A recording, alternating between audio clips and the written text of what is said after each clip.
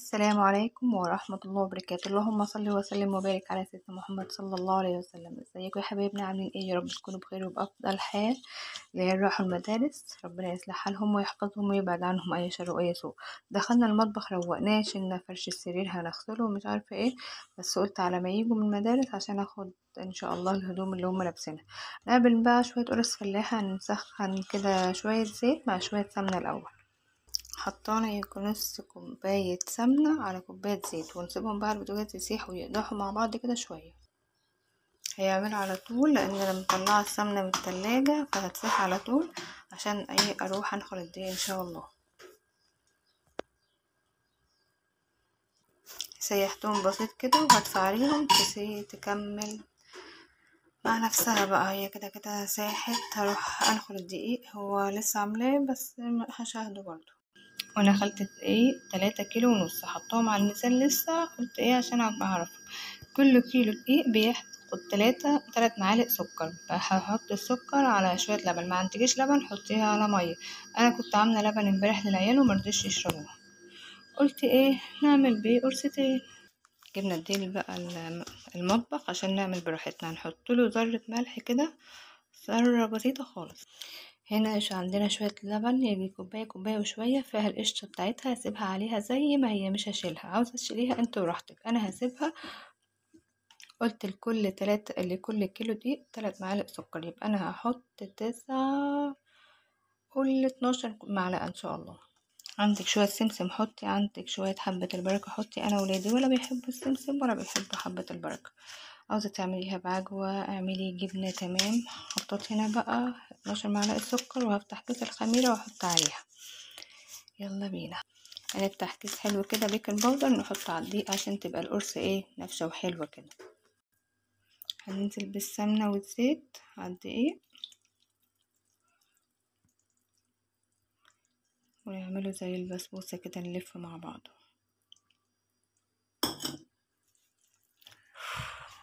دافيه. سمنه سخنه بس مع الدقيق نخليها دافيه. هلفها بقى ونرجع مع بعض كده. بعد كده هنزل بقى باللبن على الخميرة على السكر، واحط على الدقيق، وهعمل بالدقيق بقى واكمل. وفي الاخر هوريكم العجينة خالص احتاجت قد ايه دي لبن. حطيت بقى اللبن على الخميرة على السكر وهعجن، ولو احتاجت لبن هحط لها. طبعا اكيد يعني هتحتاج لبن. انا حاطه معلقة كوبايتين لبن بس، او يمكن كوباية ونص.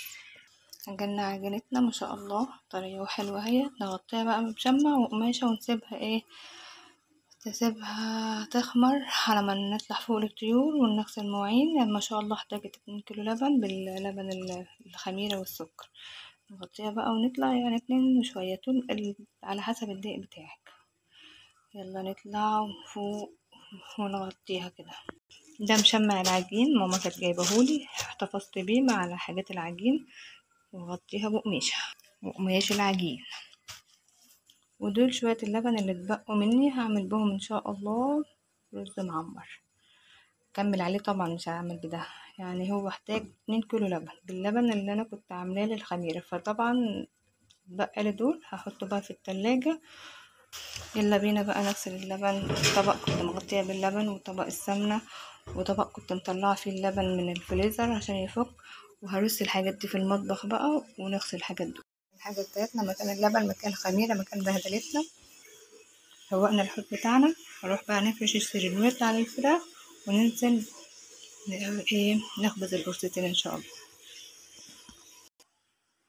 فرشنا سريرنا، نطلع بقى للطيور. فرشنا السرير نطلع للطيور. ما عندناش حاجه النهارده، نعمل كده اللي ورانا خفيف. نبص على العجين بتاعنا، مغطيه بصينيه الفرن والريشه والشمع. هو حلو كده. هقرصه بقى وياخد خمر برضو هو على الصواني. بالمشمع والقماشة بتاعتها تاني عشان وشهم يتنيه حلو كده، واسيبهم بقى يخمروا شوية. هنا حسين عاوز يقول لكم كلمة، عاوز تقول لهم ايه؟ عشان ما توصل للآخر. كبروا قناتنا. في قناة مين؟ عائلة ام روجي اعمل الماما وفعلوا زر الضغط عشان يوصلوا هو جديد. هنا بقى القرص كانت خمرت، عملت شوية كده واتسلت فيهم، ونكمل بقى واوريكم الاخير حاجة خالص. واحدة قاعدين نعملها هي.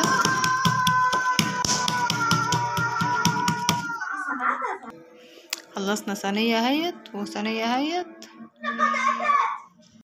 وانت قاعدة تخبزي كده طلع غلك في الخبيز عشان انا ظهري انكسر والله. انت قاعدة تعملي كده استغفر ربنا، استغفر الله الذي لا اله الا هو الحي القيوم واتوب اليه، لا اله الا الله وحده ولا شريك له، اللهم اشف مرضانا. وطي يا سحس التلفزيون. اللهم ارحم موتانا يا رب، واحفظ عنهم واغفر لهم، وأنر قبر أبي وخفف لسانه عند السؤال، اللهم آمين يا رب العالمين. ما تنسوناش بقى باللايك والاشتراك وتفعيل زر الجرس، واختاروا الكل عشان يوصلك كل ما هو جديد في عائلة ماما وروجي. يا رب نكبر نكبر نكبر بفضل ربنا ثم بيكم. ماما بناشدك من هنا، انا كنت بقولك تعالي اعملي شويه قرص، انا ظهري كسر، انا قعدت عملتهم يا جماعه شويه لوحدي، اكلتهم كده وبقيت اعمل بايد وأقرص بإيد، واللي هو ايه بنول نفسي بنفسي كده، ودلوقتي قعدت خبزتهم بنفسي مع نفسي، محدش علمني والله. صدق المثل اللي بيقول اللي لاقي عينه راس يعمل زي ما يعمل زي ما يعمل الناس. بقيت اشوف امي وهي بتعمل، وجبت فيديو من على النت وقعدت عملت. الحمد لله انا ما كنتش بعمل حاجه في بيت اهلي قوي، اللي هي حاجات بسيطه كده، والحمد لله كبرنا وعرفنا نعمل كل حاجه بفضل ربنا، ثم ايه بعلم امي برضو. يلا نكمل عشان نخلص. بسم الله ما شاء الله، عملتهم اهمت وخلصتهم، بركة الحبيب، بركة الصلاة على النبي عليه أفضل الصلاة والسلام. نقوم بقى ونولع فرننا ونشوف ايه على ما الفرن يقدح كده ويسخن يكون خمره خالص. هناخد الصواني اللي معمولة الأول واحدة بواحدة كده. ما تنسوناش بقى باللايك يا جماعة، يا رب نكبر بفضل ربنا ثم بيكم. في قرص بقى تعملها بسرعة بسرعة وتطلع بق كده اهوت. يلا الحمد لله. صراحة كنت كسلت ان انا اعملهم، بس انا مطلعه اللبن على الفريزر بره الفريزر كده، ولما فك قلت اعمله بقى. طلعت صينية بقى اهيت وبسيبها واقوم ايه محركاها كده، ما شاء الله حتى اتلهفت مني مش مشكلة وهي حلوة اهيت. نحطها بقى في الطبق البلاستيك. متنسونيش بقى باللايك والاشتراك وتفعيل زر الجرس، واختار الكل عشان يوصلك كل ما هو جديد. يا رب نكبر بفضل ربنا ثم بيكم في قناتنا المتواضعة عائلة أم روجي. والسلام عليكم ورحمة الله وبركاته. اللهم صل وسلم وبارك على سيدنا محمد صلى الله عليه وسلم. ربنا يحسن ما بين ايدينا جميعا يا رب العالمين.